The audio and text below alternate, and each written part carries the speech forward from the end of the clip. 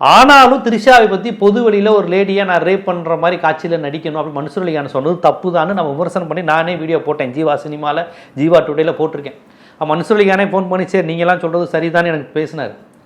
ஆனால் இந்த த்ரிஷா தன்னுடன் உடன் நடித்த ஒரு நடிகர் வேடிக்கையாக சொன்னார். வேடிக்கையாக சொன்னதும் தப்பு தான், நான் அதை மறுக்கலை. உடனே பதறிட்டு த்ரிஷா குஷ்பு அதுக்குன்னு ஒரு குரூப் இருப்பாங்க. த்ரிஷா குஷ்பு இவங்கெல்லாம் உடனே இப்படி பேசலாம். ஒரு பெண் என்றால் அந்த ஃபெமினிஸ்ட் அரசியல் ஒரு ஆண் இப்படி தான் ஒரு பெண் உடலை பார்ப்பானா, பெண்ணை உடலாக மட்டும்தான் பார்ப்பியா, பெண்ணை ஆப்ஜெக்டாக மட்டும்தான் பார்ப்பியா, பெண்ணை பொருளாக பார்ப்பியான்னு அவ்வளோ முற்போக்கான அரசியல்லாம் பேச ஆரம்பிச்சிருவாங்க இந்த நடிகைகள்லாம் திடீர்னு.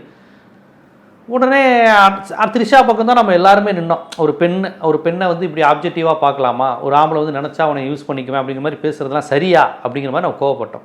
இப்போ இந்த நிலையிலும் த்ரிஷாவை வந்து நயினா நாகேந்திரன் பேசியிருக்கும்போது நாமளும் பெரியாரிஸ்டுகள், திராவிட இயக்க சிந்தனையாளர்கள், பத்திரிகையாளர்கள் என்னங்க பேச்சு பேசுகிறாரு ஒரு அரசியல் தலைவர், ஒரு தேசிய கட்சியின் மாநில தலைவர் நம்ம கோவப்பட்டோம்.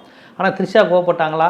மன்சூர் அலிகான் கோவப்பட்ட போது போட்டு பந்தாடிட்டாங்க த்ரிஷாலேருந்து எல்லாரும். வாட் இஸ் திஸ், எப்படி நீ என்னை பேசலாம் அப்படி இப்படின்னு பேசிட்டாங்க. இவ்வளவு எப்படி நீ ஒரு வில்லன் கேரக்டர் என்னை ரேப் பண்ணுற மாதிரி காட்சியில் அப்படி இப்படின்னு பேசி நமக்கே கூட சார் சினிமாவில் அவங்க அப்படி இப்படி நடித்தாலும் நிஜத்தில் அவங்கள அப்படி பேசுவதை அவங்க கண்ணியத்து குறைவாக நினைக்கிறாங்க. நம்மளும் ஆதரவாக இருந்தோம். ஆனால் நயினா நாகேந்திரன் 3 நாள் ஆச்சு, 3 நாளுக்கு அப்புறம் லைட்டாக ஒரு அறிக்கை விடுறாங்கன்னா என்ன அர்த்தம்? விஜய் கட்சி இப்போ வரையும் அறிக்கை விடலை.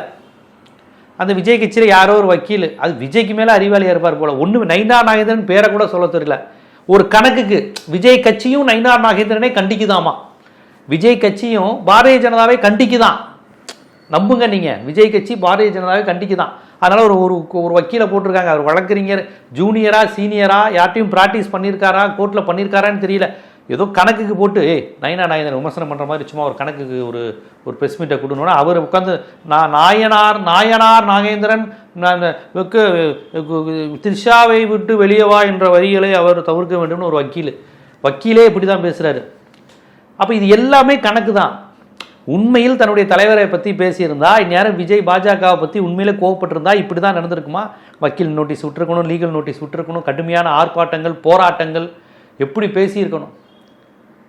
விடுதலை சிறுத்தைகளின் தலைவர் பெண்களை இழிவுபடுத்தும்ன்ற வார்த்தை மனு திருமத்தில் இருக்கு அப்படின்னு சொன்னார்னா இந்துக்களை திருமாவளவன் இழிவுபடுத்திட்டாருன்னு சொல்லி பிஜேபிக்காரங்களாம் ஒரு வாரத்துக்கு பிரச்சாரம் பண்ணாங்க. பிரச்சனையே இல்லாத விஷயங்கள், உண்மைக்கு மாறான விஷயங்களை எந்த அளவுக்கு இவங்க கையில் எடுத்து பிரச்சனை பண்ணுறாங்க. உண்மையிலே ஒரு நடிகையும் நடிகரையும் இணைச்சு ஒருத்தர் பேசுகிறாரு, அதை பிரச்சனையே இல்லாத மாதிரி கடந்து போயிட்டு அப்படி ஒரு அறிக்கை. அப்புறம் எல்லாரும் கேட்ட உடனே ஓ நம்மளை கேட்பாங்கல்ல